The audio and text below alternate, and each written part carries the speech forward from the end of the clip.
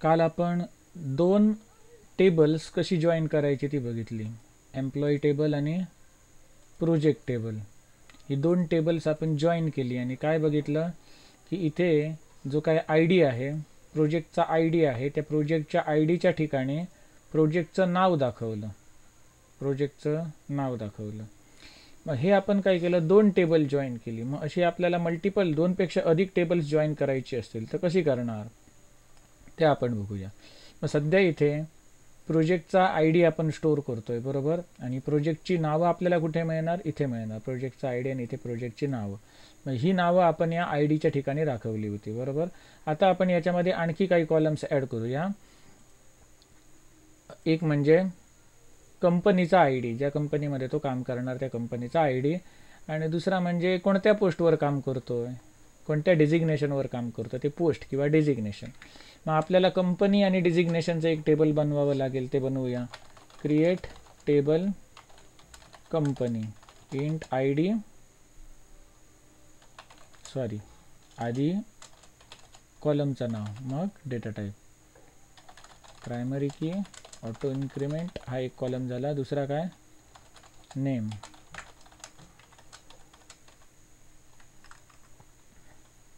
हे कंपनीसाठी आपण बनवलं, बरोबर. असंच सेम मी काय बनवतो, क्रिएट टेबल डेजिग्नेशनसाठी. डेजिग्नेशन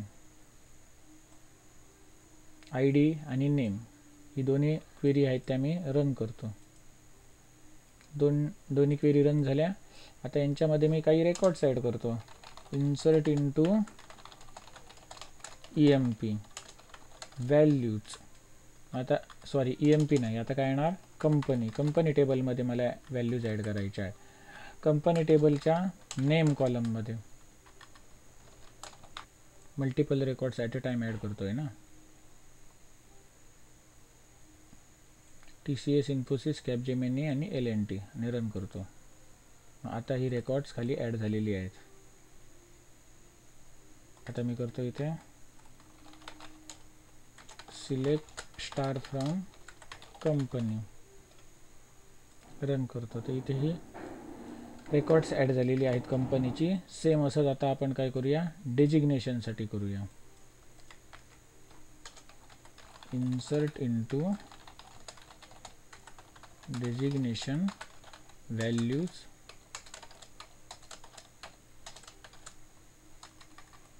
मग याच्यात पहिलं डेजिग्नेशन ॲड करतो, डेव्हलपर, मग टेस्टर, मग मॅनेजर, त्याच्यानंतर ॲनालिस्ट आणि क्वेरी रन करतो. आता जर मी इथे लिहिलं सिलेक्ट स्टार फ्रॉम डेजिग्नेशन, तर इथे आपल्याकडे आता डेजिग्नेशन रेडी आहे. आपल्याकडे हे डेजिग्नेशनचं टेबल आहे, त्यानंतर कंपनीचं टेबल आहे, कळलं.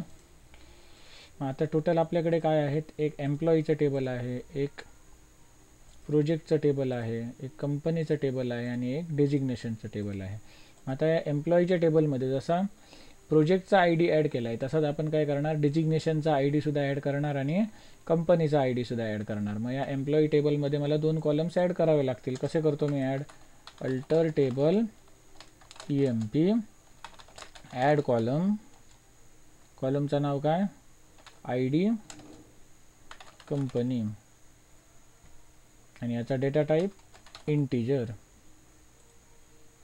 कंपनीचा आय डी ॲड करणार. त्याचप्रमाणे अजून मी काय करणार,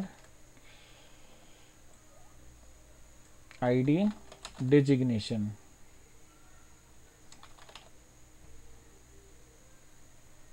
आणि ह्या दोन्ही क्वेरी मी रन करतो. आता सिलेक्ट स्टार फ्रॉम EMP करून बघतो, तर बघा इथे दोन रेकॉर्ड्स ॲड झालेले आहेत, कळलं. मग आता तुम्ही इथे अपडेट क्वेरी करून हे सगळे आय डी वगैरे तुम्ही देऊ शकता, पण इथे वर्कबेंचमध्ये डायरेक्टली तुम्ही इथून एडिट करू शकता, कळलं. तुम्ही प्रॅक्टिस करताना इथून क्वेरी नाही करा, पण मी आता वेळ वाचवण्यासाठी इथे मी डायरेक्ट टाईप करतो. मग आय डी कंपनी. मग आपल्याकडे कंपन्या कुठल्या कुठल्या आहेत तिथे, TCS, Infosys, Capgemini, LNT. TCSचा ID 1, इन्फोसिसचा 2, कॅपजेमिनीचा 3, LNTचा 4. मग मी इथे काय करतो, गोपाळकृष्ण आणि प्रसाद हे TCS मध्ये काम करत आहेत, आदित्य आणि पूजा इन्फोसिसमध्ये आणि दीप्ती कॅपजेमिनीमध्ये. आता यांचे ID डेजिग्नेशन, आता ID डेजिग्नेशन कसे आहेत, डेव्हलपरचा 1, टेस्टरचा 2, मॅनेजरचा 3 आणि ॲनालिस्टचा 4. मग आता समजा याच्यामध्ये गोपाळकृष्ण मॅनेजर आहे, मॅनेजरचा 3, प्रसाद डेव्हलपर आहे 1 त्याचा, आदित्यसुद्धा डेव्हलपर, त्यानंतर पूजासुद्धा डेव्हलपर आणि दीप्ती आहे ती टेस्टर समजा 2, पूजा आहे ती ॲनालिस्ट 4. अशा प्रकारे यांना हे ID दिले आणि आता अप्लाय करून मी इथे अप्लाय करतो, म्हणजे ॲटोमॅटिक ते अपडेट क्वेरी बसणार. झालं. आता मी सिलेक्ट स्टार फ्रॉम EMP जर करून बघितलं तर हे असा रिझल्ट येणार. मग आता आपल्याजवळ कशी टेबल्स आहेत, एक कंपनीचा टेबल आहे, कंपनीचं नाव आणि ID आहे, डेजिग्नेशनचं टेबल, डेजिग्नेशनचं नाव आणि ID, प्रोजेक्टचं टेबल, प्रोजेक्टचं नाव आणि ID आणि एक एम्प्लॉई टेबल. एम्प्लॉई टेबलमध्ये जी आता ती 3 टेबल तुम्हाला दाखवली, प्रोजेक्टचं टेबल, कंपनीचं टेबल आणि डेजिग्नेशनचं टेबल, या 3ही टेबलमधली नावं न देता ID दिलेले आहेत. का? कारण नावं रिपीट झाली तर स्टोरेज जास्त लागणार, त्यापेक्षा नंबर रिपीट झालेले कमी स्टोरेज लागणार म्हणून. मग आता स्टोअर होताना इथे नंबर स्टोअर होणार, यांचे ID, कंपनी, डेजिग्नेशन आणि प्रोजेक्टचा ID स्टोअर होणार, पण युजरला डिस्प्ले करताना आपल्याला त्यांची नावं डिस्प्ले करायची आहे. इथे ID प्रोजेक्टच्या ऐवजी प्रोजेक्टचं नाव डिस्प्ले करायचं आहे, ID कंपनीऐवजी कंपनीचं नाव डिस्प्ले करायचं आहे आणि ID डेजिग्नेशन ऐवजी डेजिग्नेशनचं नाव डिस्प्ले करायचं आहे. मग त्याच्यासाठी काय क्वेरी मारणार बघा, लक्ष द्या. पहिलं सिलेक्ट कोणकोणते कॉलम मला पाहिजेत, एम्प्लॉईमधला EMP.ID, हां खाली घेतो, EMP टेबलमधला ID पाहिजे मला. इथे मी असं लिहितो, कॅपिटलमध्ये लिहितो, कॅपिटल लिहिल्यामुळे तुम्हाला समजणार, कॅपिटल म्हणजे हे टेबलचं नाव आहे, EMP.ID, कॉमा, त्याच्यानंतर कोण पाहिजे, EMP.name पाहिजे, त्याच्यानंतर कोण पाहिजे. आता EMP. इथे ID प्रोजेक्ट लिहिण्याऐवजी मी काय करणार, EMP.ID प्रोजेक्ट लिहिण्याऐवजी मी इथे प्रोजेक्ट टेबलचं नाव .name म्हणजे काय, प्रोजेक्टमधलं नेम, बरोबर. मग EMP.name आहे त्या ठिकाणी मला काय दिसलं पाहिजे, कॉलम हेडर एम्प्लॉई दिसला पाहिजे, आणि प्रोजेक्टचं नाव आहे त्या ठिकाणी मला हेडर काय दिसला पाहिजे, प्रोजेक्ट दिसला पाहिजे, म्हणून इथे ॲज एम्प्लॉई ॲज प्रोजेक्ट असं लिहिलं.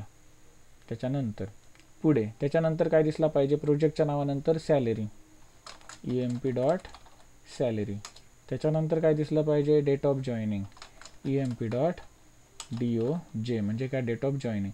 आता ही डेट ऑफ जॉईनिंग आहे ती कशी, YYYYMM मध्ये दिसते, ती मला DDMMYY करायची असेल तर मी कोणतं फंक्शन वापरतो, date_format, ज्याच्यामध्ये डेट पास करतो आणि इथे त्याचा फॉर्मॅट देतो. इथे काय %d डेट, %m मंथ आणि कॅपिटल Y म्हणजे 4 डिजिटमध्ये इयर, हे आपण काल बघितलं. स्मॉल y दिला तर 2 डिजिटमध्ये इयर दिसणार, म्हणजे 2023 असेल तर 23 दिसणार जर स्मॉल y वापरला तर. त्यानंतर पुढे सॅलरी कॉलम झाला, डेट ऑफ जॉईनिंगचा कॉलम झाला. आता ID कंपनी आहे त्या ठिकाणी मला कंपनीचं नाव डिस्प्ले करायचं आहे. मग इथे जसं केलं प्रोजेक्ट टेबलमधलं नेम कॉलम घे, तसंच मी इथे काय करणार, कंपनी टेबलमधला नेम कॉलम घे आणि ॲज त्याला हेडर काय दाखव, कंपनी, कळलं. आणि त्याच्यानंतर शेवटी इथे मला डेजिग्नेशनचं नाव दाखवायचं आहे. मग मी काय करणार, डेजिग्नेशन टेबलमधला नेम कॉलम घे, ॲज वरती नाव काय दाखव, डेजिग्नेशन, कॉलमचा हेडर. झालं सगळं. आता शेवटी काय, फ्रॉम एका टेबलचं नाव EMP आणि मध्ये शब्द काय, जॉईन वापरायला सांगितला ना, EMP जॉईन दुसऱ्या टेबलचं नाव. पहिलं आपण कुठलं टेबल लिंक करूया, ID प्रोजेक्ट करूया, म्हणजे प्रोजेक्ट टेबल करूया, दुसरं कंपनी टेबल करूया आणि तिसरं डेजिग्नेशन टेबल करूया. मग इथे काय, फ्रॉम EMP जॉईन प्रोजेक्ट टेबलचं नाव, बरोबर.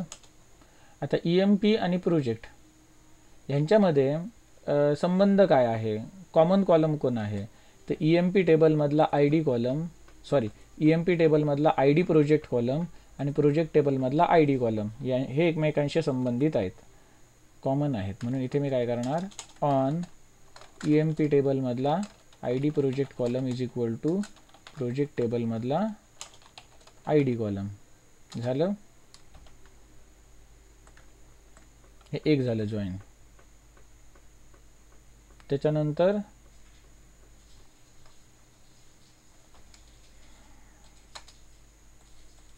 खाली परत दुसरा जॉईन लिहिणार. जॉईन दुसरं टेबल काय आहे, कंपनी ऑन. आता कंपनी आणि EMP टेबलमध्ये काय कॉलम काय कॉमन आहे, तर EMP डॉट ID कंपनी हा कॉलम इज इक्वल टू कंपनीचा ID हा कॉलम. त्याच्यानंतर तिसरा जॉईन डेजिग्नेशन टेबल सोबत ऑन EMP टेबलमधला ID designation column is equal to designation टेबलमधला ID कॉलम. झालं, सेमीकोलन देतो. मग अशा प्रकारे हे सगळं आपण लिहिलं. आणि आता या क्वेरीचा रिझल्ट बघूया. आता खाली बघा तुम्हाला काय दिसत आहेत, ज्या ज्या ठिकाणी ID दिसत आहेत, ID प्रोजेक्ट, त्या ठिकाणी तुम्हाला प्रोजेक्टची नावं दिसणार. कॉलमचं नाव काय होणार, प्रोजेक्ट होणार. इथे नेम आहे त्या ठिकाणी काय होणार, एम्प्लॉई होणार. डेट कशी दिसणार, DDMMYY फॉर्मॅटमध्ये, म्हणजे इथे दिलं आहे त्या फॉर्मॅटमध्ये दिसणार. त्यानंतर ID कंपनी, त्या ठिकाणी तुम्हाला कंपनीची नावं दिसणार. हेडर इथे कंपनी दिसणार, इथे हेडर डेजिग्नेशन दिसणार आणि इथे डेजिग्नेशन दिसणार. मग आता ही जी काही क्वेरी आहे ती मी रन करतो. बघा दिसत आहेत ना. आता डेटचा हेडर बघा असा दिसतोय विचित्र. मग आपण काय करूया, इथे ॲज, इथे काय देतो मी, डेट ऑफ जॉईनिंग असं लिहितो आणि रन करतो. आलं, डेट ऑफ जॉईनिंग. मग सिंगल कोटमध्ये तुम्ही जर एखादी स्ट्रिंग लिहिला आणि त्याच्यामध्ये स्पेस सोडला तर ते चालतं, कळलं. सिंगल किंवा डबल कोटमध्ये, कारण ती ॲज अ स्ट्रिंग म्हणून कन्सिडर केली जाते. म्हणजे युजरला डिस्प्ले करताना अशा प्रकारे डेटा डिस्प्ले केला जाणार. पण ॲक्च्युअल स्टोअर होताना काय होतं, यांचे ID स्टोअर होत आहेत. प्रोजेक्टचा ID, कंपनीचा ID, डेजिग्नेशनचा ID. आणि याचा जर तुम्हाला एक व्ह्यू बनवायचा असेल तर क्रिएट व्ह्यू, आणि व्ह्यूला काही नाव तुम्ही देऊ शकता, EMP इन्फो ॲज, आणि याच्या खाली आहे तशी क्वेरी. रन करतो. आता व्ह्यू क्रिएट झाला. आता मी काय करतो, इथे select star from EMP info. EMP info काय आहे, व्ह्यू आहे ज्याच्यामध्ये ही सगळी कमांड आपण स्टोअर करून ठेवलेली आहे. Select star from EMP info केल्यानंतर हा सगळा रिझल्ट आपल्याला मिळणार. मग याच्यावर आपण क्वेरी मारू शकतो, select star from EMP info where company is equal to TCS. TCS मध्ये काम करणारे कोण आहेत ते दिसणार, कळलं. इथे आपण काय केली, काल आपण 2 टेबल जॉईन केलेली, आज आपण 3 टेबल जॉईन केली. मग अशी तुम्ही पाहिजे तेवढी टेबल जॉईन करू शकता, कळलं. त्यांच्यामध्ये कॉमन कॉलम कुठला आहे ते आपल्याला माहिती असलं पाहिजे. कधी कधी असं असू शकतं की कंपनी आणि डेजिग्नेशन या टेबलमध्ये जर काहीतरी कॉमन कॉलम असतील, मग इथे मी काय लिहिलं असतं, कंपनी डॉट त्याच्यामधला common column is equal to designation dot त्याच्यामधला कॉमन कॉलम, असं केलं तरी चालतं.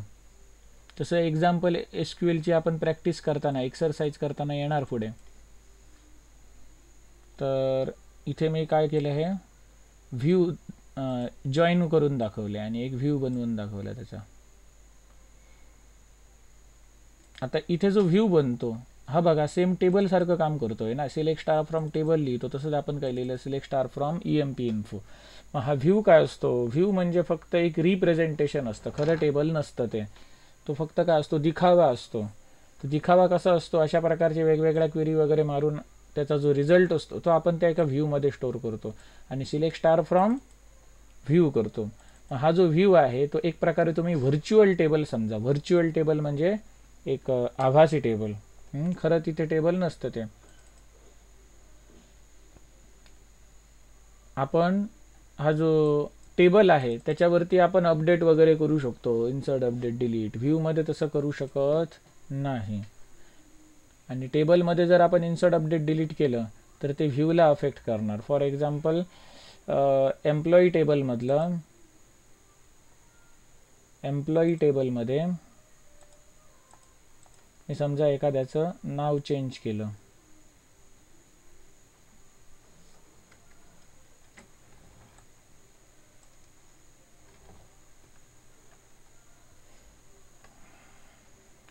अपडेट नाव किंवा सॅलरी चेंज केली, समजा update EMP set salary is equal to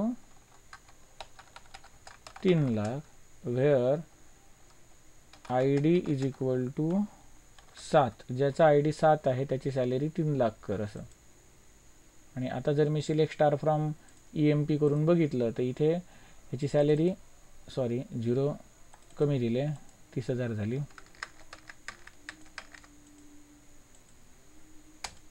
एक 2 3 4 5.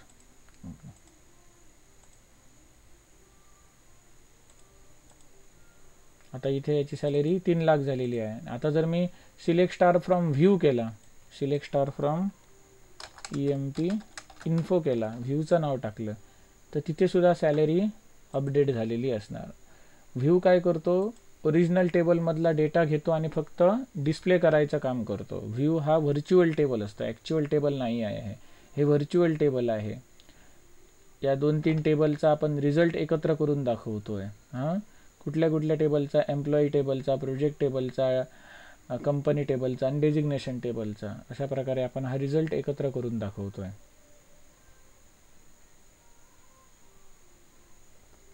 तीन टेबलचा जॉईन कसा करायचा तो समजला? इथे समजलं की गेलं डोक्यावरून? साधना,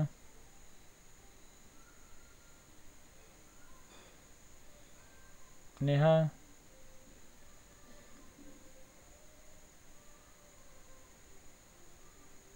साधना खरं सांगतेस ना की उगाच थंब पाठवतेस? समजलं?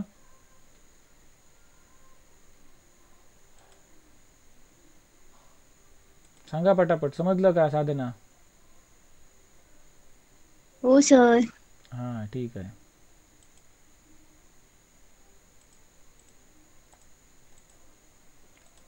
त्यानंतर आता आपण बघणार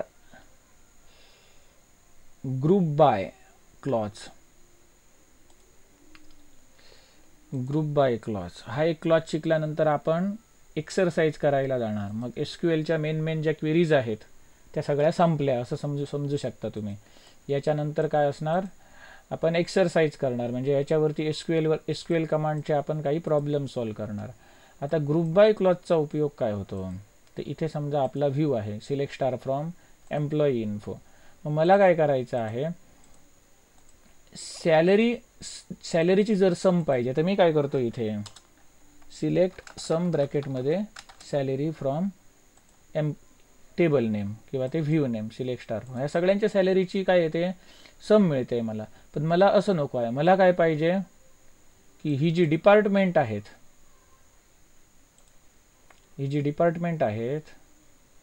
एक मिनिट, हां, ही जी डिपार्टमेंट आहेत, कुठली डिपार्टमेंट नाही, सॉरी, हे जे डेजिग्नेशन्स आहेत, मॅनेजर, डेव्हलपर, ॲनालिस्ट, टेस्टर, मग ह्यांची मला बेरीज करायची आहेत. मॅनेजर आहेत त्यांच्या सॅलरीची सम किती आहे, डेव्हलपर आहेत त्यांच्या सॅलरीची सम किती आहे, ॲनालिस्ट आहेत त्यांच्या सॅलरीची सम किती आहे, आणि टेस्टर आहेत त्यांच्या सॅलरीची सम किती आहे, हे मला बघायचं असेल तर मी इथे काय करणार, सिलेक्ट सम ऑफ सॅलरी हा एक कॉलम पाहिजे आणि दुसरा एक कॉलम आणि दुसरा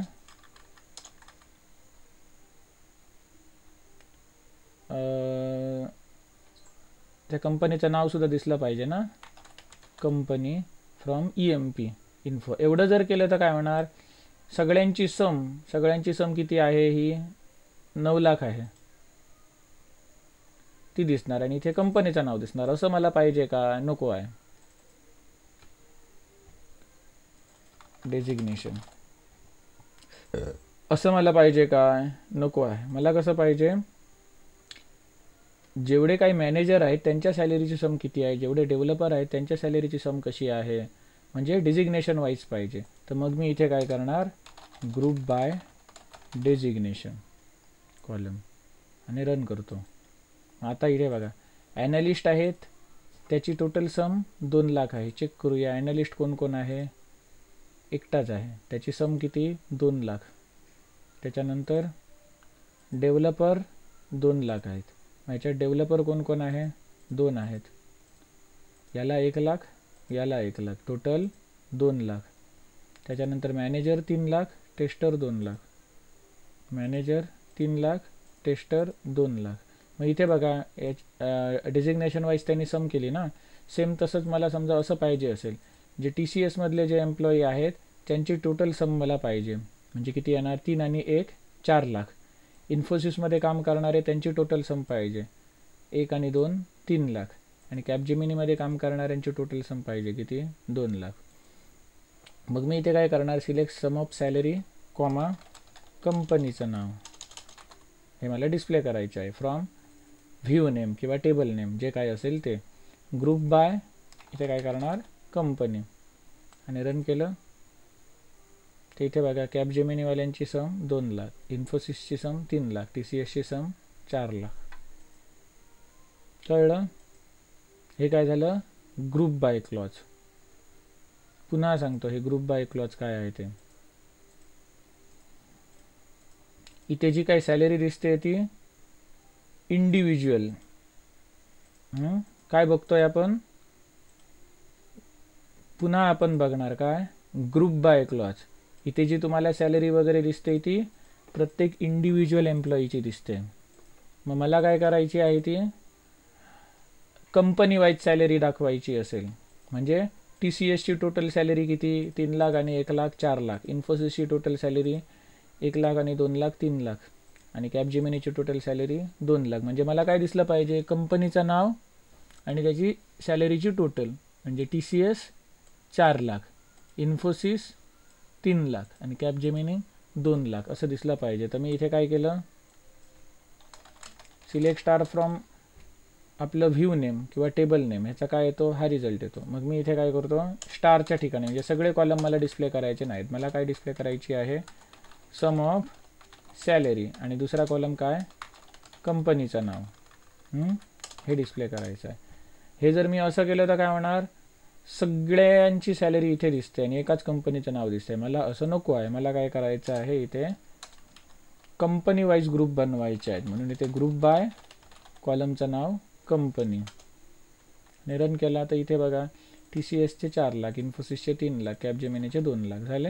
मग असंच जर मला डेजिग्नेशन वाईज करायचं असेल तर इथे डेजिग्नेशन येणार, इथे सुद्धा डेजिग्नेशन येणार. म्हणजे ह्या टेबलमध्ये जेवढे ॲनालिस्ट आहेत त्यांची सम 2 लाख झाली सॅलरीची सम. डेव्हलपर आहेत त्यांच्या सॅलरीची सम 2 लाख, मॅनेजर आहेत त्यांच्या सॅलरीची सम 3 लाख आणि टेस्टर आहेत त्यांच्या सॅलरीची सम 20 लाख.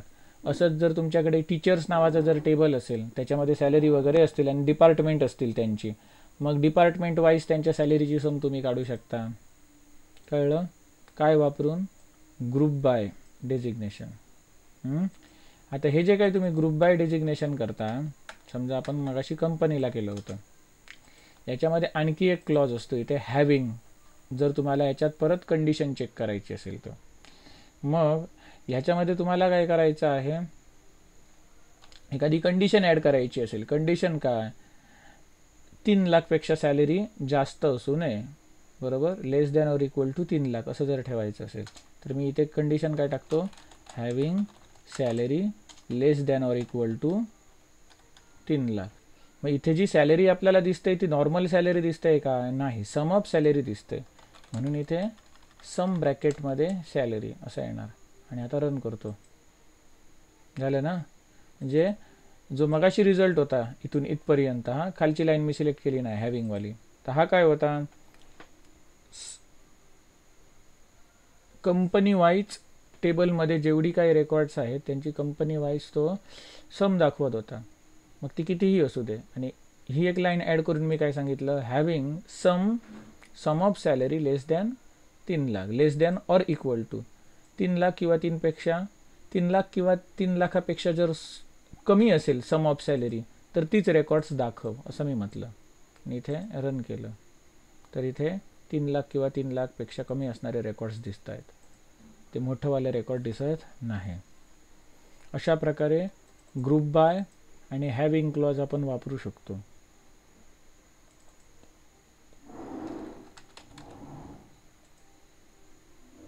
इथे आपण त्या सॅलरीची average less than equal to 3 lakh असली पाहिजे. त्याच्यानंतर इथे मिनिमम वापरू शकतो. त्यानंतर इथे मॅक्स कंडिशन वापरू शकतो. त्याच्यानंतर मिनिमम, मॅक्झिमम, सम, ॲव्हरेज ही सगळी काय झाली, ॲग्रिगेट फंक्शन झाली. यांना काय म्हणतात, ॲग्रिगेट फंक्शन. मिनिमम, मॅक्झिमम, सम, ॲव्हरेज आणि काउंट यांना काय म्हणतात, ॲग्रिगेट फंक्शन. आता काउंट फंक्शनचा वापर काय, तर TCS कंपनीमध्ये जेवढे काय एम्प्लॉई काम करतात त्यांचा मला काउंट पाहिजे. म्हणजे select star from EMP info. हां, मग ह्याच्यामध्ये इथे सगळी काही माहिती दिसते. मग ह्याच्यामध्ये TCSमध्ये काम करणाऱ्या एम्प्लॉईचा काउंट किती, इन्फोसिसमध्ये काम करणाऱ्या एम्प्लॉईचा काउंट किती आणि कॅपजेमिनीमध्ये काम करणाऱ्या एम्प्लॉईचा काउंट किती, तो मला दाखवायचा असेल तर मी इथे काय करणार, सिलेक्ट काउंट ब्रॅकेटमध्ये स्टार कॉमा, हा एक कॉलम दिसला पाहिजे आणि दुसरा कॉलम काय, त्या कंपनीचं नाव comma company from EMP info. एवढं करून काही रिझल्ट येणार असं येणार. हां, मला ग्रुप बाय करायचा आहे, ग्रुप बाय कंपनी. मग हा काय दिसणार मला, ग्रुप बाय कंपनी. म्हणजे कॅपजेमिनीमध्ये एक काम करतो, इन्फोसिसमध्ये 2 जण काम करतात, TCSमध्ये 2 काम करतायत मग अशा टेबलच्या रिझल्टमध्ये. आता काउंट ऑफ स्टार इथे दिसतंय हेडर, हा मला बदलायचा आहे. तर मी इथे काय करतो, ॲज नंबर ऑफ एम्प्लॉई असा देतो याला हेडर, नंबर ऑफ एम्प्लॉई. कळलं. याच्यामध्ये मला आधी कंपनीचं नाव दाखवायचं असेल आणि त्याच्यानंतर नंबर ऑफ एम्प्लॉई दाखवायचे असतील तर काय करणार, सिलेक्ट कंपनीचं नाव आधीच लिहिणार, मग हे लिहिणार काउंट स्टार आणि रन करतो. मग असं दिसतंय. हे आपण काय बघितलं, ग्रुप बाय बघितलं.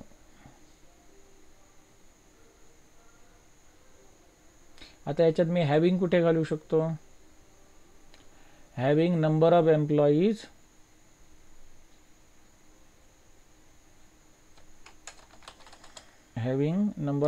म्हणजेच काय, count of star greater than 1 असं जर टाकलं तर हे कॅपजेमिनीचा रेकॉर्ड आपल्याला दिसणार का, नाही, इन्फोसिस आणि TCSचा दिसणार. कारण आपण असेच एम्प्लॉईची माहिती दाखवायला सांगितले ज्यांचा काउंट ग्रेटर दॅन 1 आहे, म्हणजे त्याच्यात नंबर ऑफ एम्प्लॉईज काम करणारे ग्रेटर दॅन 1 आहेत असं. मग अशा प्रकारे आपण ग्रुप बाय फंक्शन वापरू शकतो. ग्रुप बाय फंक्शन नाही, ग्रुप बाय क्लॉज, त्याचसोबत हॅविंग क्लॉज वापरू शकतो आणि सोबत एक ॲग्रिगेट फंक्शन वापरू शकतो. एक कशाला, मल्टिपल ॲग्रिगेट फंक्शन वापरू शकता.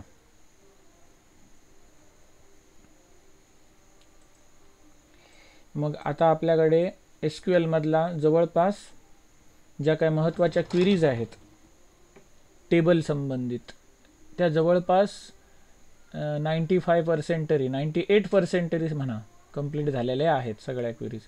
मग याच्यावरती आपण एक्सरसाइज करणार. मग एक्सरसाइज करताना काहीतरी आपल्याला असं मिळणार ज्याच्यामधून उरलेलं 2% शिकायला मिळणार. कळलं. मग एक्सरसाइजसाठी इथे बघा SQL क्वेरीज फॉर प्रॅक्टिस म्हणून आहे.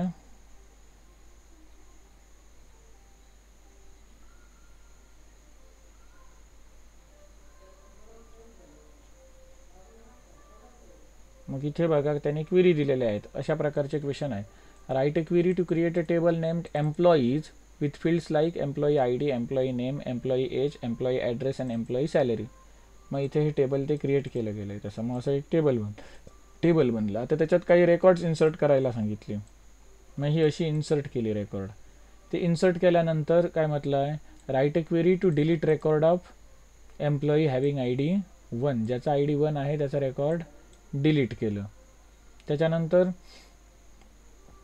काय म्हटलं आहे, write a query to update age of employee ID 5 with employees table, ज्याचं एज 5 आहे त्याचं एज आहे ते एडिट करा, म्हणजे चेंज करा, ते 29 केलं इथे. मग अशा प्रकारे तुम्हाला क्वेश्चन असणार आणि त्या क्वेश्चनवरून तुम्हाला इथे ही क्वेरी लिहायची असणार आणि त्याचा रिझल्ट आपल्याला दाखवायचा असतो. कळलं? अशा प्रकारे या वेगवेगळ्या क्वेरी आहेत. ही प्रॅक्टिस क्वेश्चन बँक म्हणून तुम्ही घेऊ शकता आणि हे ट्राय करून बघू शकता. कळलं? नेक्स्ट लेक्चरमध्ये मी अशीच एक क्वेश्चन बँक आणणार जी आम्हाला दिली होती. आम्ही जेव्हा सेकंड इयरला की फर्स्ट इयरला होतो BSc कॉम्प्युटर सायन्सला, त्यावेळेला आम्हाला दिली होती तिकडेच्या सरांनी. तर त्यामध्ये असे जबरदस्त क्वेश्चन होते, म्हणजे चांगलं लॉजिक डेव्हलप होऊ शकतो, आपल्या SQL क्वेरीजचा चांगला अभ्यास होऊ शकतो, आपल्या त्यामध्ये हात बसू शकतो, अशा चांगल्या चांगल्या क्वेरीज होत्या. चांगले अशा प्रकारचे काही हे दिलेले होते, सिनारियोज दिले होते. त्यानुसार इथे आपल्याला इन्सर्ट, अपडेट, डिलीट, रेकॉर्ड्स वगैरे मारायची होती. मग ती मगाशीच सरांना मी फोन केला, त्या SRM कॉलेजमधल्या खेमराज कुबल सरांना, आणि सांगितलं आम्हाला तुम्ही जे डेटाबेसमधली जी क्वेश्चन बँक दिलेली क्वेरीजची ती असेल तर पाठवा. ते बोलले हार्ड डिस्कमध्ये आहे, पाठवतो. मग तीच क्वेश्चन बँक तुम्हाला पाठवणार मी. इथेच या व्हिडिओच्या डिस्क्रिप्शनमध्ये त्याची लिंक टाकणार, तिथून तुम्ही ते डाउनलोड करून त्याची प्रॅक्टिस करू शकता. ठीक आहे? मग आता आपण काय काय बघितलं आतापर्यंत त्याचा एक आढावा घेऊया. सुरुवातीला आपण इन्स्टॉलेशन कसं करायचं ते बघितलं. त्याच्यानंतर बेसिक SQLच्या डेफिनेशन्स बघितल्या, बेसिक डेटा टाईप्स बघितले. आता या डेटा टाईप्समध्ये कालच 2 डेटा टाईप्स आपण ॲड केले, बघितले, नवीन बघितले. कुठले डेटा टाईप्स? एक म्हणजे डेट आणि दुसरा म्हणजे डेट टाईम. असं स्मॉलमध्ये लिहिलं तरी चालतं, हां, त्याला काही कंपल्शन नाही आहे. SQLमध्ये कॅपिटल स्मॉल चालतं. डेट आणि डेट टाईम. डेटसाठी एक्झाम्पल आपण कशी सिंगल कोटमध्ये कशी व्हॅल्यू पास केली, 2022 महिना आणि त्याच्यानंतर इथे तारीख 16-17 जी काय असेल ती.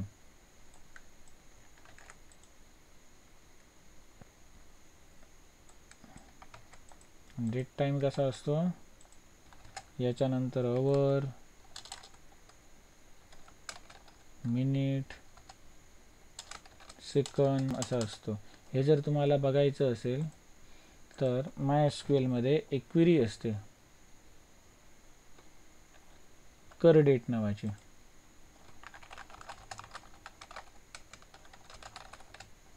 सिलेक्ट कर डेट, याने काय मिळणार, करंट डेट मिळणार. कर टाईमने काय मिळणार, करंट टाईम, आवर, मिनिट आणि सेकंद.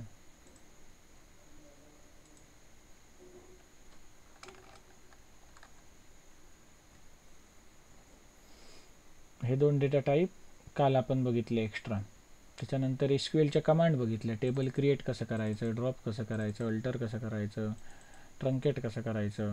क्रिएट म्हणजे नवीन टेबल क्रिएट करणे, ड्रॉप म्हणजे टेबल डिलीट करणे विथ इट्स डेटा. त्यानंतर अल्टर म्हणजे टेबलमध्ये चेंजेस करणे, म्हणजे त्याच्यामध्ये एखादा कॉलम ॲड करणे, एखादा कॉलम त्याच्यामधला ड्रॉप करणे, त्याच्यानंतर एखाद्या कॉलमला मॉडिफाय करणे, म्हणजे त्याचं डेटा टाईप किंवा नाव चेंज करणे. त्याच्यानंतर टेबल ट्रंकेट करणे. ट्रंकेट करणे म्हणजे काय, टेबल डिलीट करणे नव्हे, तर टेबलच्या आतमधला डेटा डिलीट करणे. टेबल आहे तसंच राहणार, टेबल क्लिअर करून टाकणार. म्हणजे काय, टेबल आहे तसंच राहणार, अस्तित्वात असणार, पण आतमधला डेटा डिलीट होणार. ड्रॉपमध्ये काय होतं, टेबलचा डेटासुद्धा डिलीट होतो आणि टेबलसुद्धा डिलीट होतं. त्यानंतर डेटा मॅनिप्युलेशन लँग्वेज बघितलं, इन्सर्ट, टेबलमध्ये डेटा ॲड करणे, अपडेट करणे, डिलीट करणे. DQL, टेबलमधला डेटा सिलेक्ट करणे बघितलं. त्याच्यानंतर ग्रँट आणि रिवोक, ह्या काय आहेत, परमिशन. डेटा कंट्रोल लँग्वेज, डेटावरती कंट्रोल ठेवण्यासाठी कोणाला काय करता आलं पाहिजे, इन्सर्ट क्वेरी कोणाकोणाला करता आलं पाहिजे, अपडेट क्वेरी कोणाकोणाला करता आली पाहिजे, ते आपण परमिशन्स ग्रँट करू शकतो, रिवोक करू शकतो. ग्रँट म्हणजे परमिशन देणे, रिवोक म्हणजे परमिशन काढून घेणे. TCL म्हणजे ट्रान्झॅक्शन कंट्रोल लँग्वेज. याच्यामध्ये कमिट म्हणजे काय, जे काय आपण डेटाबेससोबत इंटरॅक्ट करतोय ते चेंजेस डेटाबेसमध्ये परमनंटली सेव्ह होणार. सेव्ह पॉईंट म्हणजे आपण काही ठराविक रेकॉर्ड्स ॲड केल्यानंतर हे सेव्ह पॉईंट बनवत जाणार, आणि जर आपल्याला त्या सेव्ह पॉईंटपर्यंत हे करायचं असेल, रिव्हर्ट करायचं असेल, तर आपण रोलबॅक फंक्शन वापरणार. रोलबॅक कमांड वापरणार. रोलबॅक टू सेव्ह पॉईंटचं नाव. त्याच्यानंतर हे जे काही क्वेरीज आहेत त्यांचे इथे सिंटॅक्स दिलेले आहेत. त्याच्यानंतर कन्स्ट्रेंट बघितले वेगवेगळे. नॉट नल म्हणजे काय, ज्या कॉलमच्या नावाच्या समोर आपण नॉट नल कन्स्ट्रेंट देतो टेबल क्रिएट करताना, त्या कॉलममध्ये नल व्हॅल्यू राहू शकत नाही. जर नल व्हॅल्यू आपण टाकायचा प्रयत्न केला तर तो ॲक्सेप्ट करणार नाही. युनिक म्हणजे काय, डुप्लिकेट व्हॅल्यू ॲक्सेप्ट करणार नाही. प्रायमरी की म्हणजे काय, डुप्लिकेट व्हॅल्यू ॲक्सेप्ट करणार नाही आणि नलसुद्धा व्हॅल्यू ॲक्सेप्ट करणार नाही. ऑटो इन्क्रिमेंट हा कन्स्ट्रेंट काय करतो, ॲटोमॅटिकली इन्क्रिमेंट करतो त्या कॉलमची व्हॅल्यू. डिफॉल्ट हे काय करतो, तर त्या टेबलमध्ये ज्या कॉलमला आपण डिफॉल्ट कन्स्ट्रेंट लावला आहे त्या कॉलममध्ये जर आपण नल व्हॅल्यू ॲड करायला गेलो तर तो काय करतो, त्या नलच्या ऐवजी त्या ठिकाणी डिफॉल्ट व्हॅल्यू ॲड करतो. म्हणजे समजा कंट्री आहे, आपण एखाद्याची कंट्री ॲड नाही केली आणि आपण काय लिहिलं आहे, डिफॉल्ट कंट्री काय, इंडिया सेट कर. मग जर कंट्रीच्या ठिकाणी नल व्हॅल्यू जात असेल तर तो काय करणार, नलच्या ऐवजी इंडिया स्टोअर करणार. याचं आपण एक्झाम्पलही बघितलं. चेक कन्स्ट्रेंट हा जो चेक कन्स्ट्रेंट आहे तो MySQL 8 पासून चालतो, त्याच्यापेक्षा जुन्या व्हर्जनमध्ये चालत नाही. जोपर्यंत ती कंडिशन ट्रू आहे तोपर्यंत तो रेकॉर्ड ॲक्सेप्ट करणार. जर ती कंडिशन फॉल्स झाली तर तो रेकॉर्ड्स ॲक्सेप्ट करणार नाही. इनम म्हणजे काय, आपण सेट ऑफ व्हॅल्यूज देणार, त्या व्हॅल्यूजपैकी एखादी व्हॅल्यू ॲक्सेप्ट करणार, अदरवाईज तो करणार नाही. त्या सेटच्या बाहेरची व्हॅल्यू असली तर ॲक्सेप्ट करणार नाही. आणि शेवट फॉरेन की किंवा रेफरन्स की, ज्या टेबलच्या कॉलमचा आपण रेफरन्स वापरला आहे त्या कॉलममध्ये जर व्हॅल्यू एक्झिस्ट नसेल तर तो तिथे ॲक्सेप्ट करणार नाही. त्याच्यानंतर ही जी वरची स्टेटमेंट सांगितली त्यांचे इथे आपण सिंटॅक्स लिहिले. आणि हे सगळं झाल्यानंतर आपण काय बघितलेलं, जॉईन बघितलेले. पहिला काल 2 टेबलचा जॉईन बघितला आणि आज आपण 3 टेबलचा जॉईन बघितला. त्यानंतर व्ह्यू बघितलं आणि त्याच्यानंतर ग्रुप बाय आणि हॅविंग क्लॉज बघितला. म्हणजे बऱ्यापैकी SQL मधल्या 98% क्वेरीज झालेल्या आहेत. SQL मधले PL/SQL मध्ये ट्रिगर, फंक्शन्स, प्रोसिजर्स, कर्सर्स हे पार्ट येतात, ते PL/SQL मध्ये. हे SQLचं सांगतोय मी. SQL मध्ये स्ट्रक्चर क्वेरी लँग्वेजमधल्या जवळपास 98% क्वेरी आपण या इथे बघितल्या. मग आता जेव्हा आपण एक्सरसाइजचे प्रॉब्लेम सॉल्व करणार त्यावेळेला उरलेले 2% आहेत ते कवर होणार. कळलं? आतापर्यंत जेवढं काय शिकवलं आहे त्याच्यामध्ये कोणाला काही डाऊट आहे का?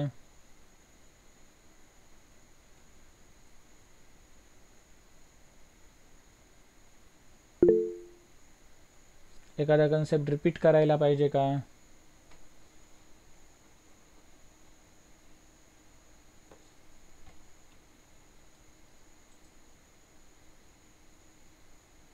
ठीक आहे. काही डाऊट नसेल तर मीटिंग लीव करू शकता. आणि काय कळलं नसेल तर यूट्यूबवर परत बघा व्हिडिओ. धन्यवाद. यूट्यूबवर बघून सुद्धा काय समजत नसेल तर विचारा मला.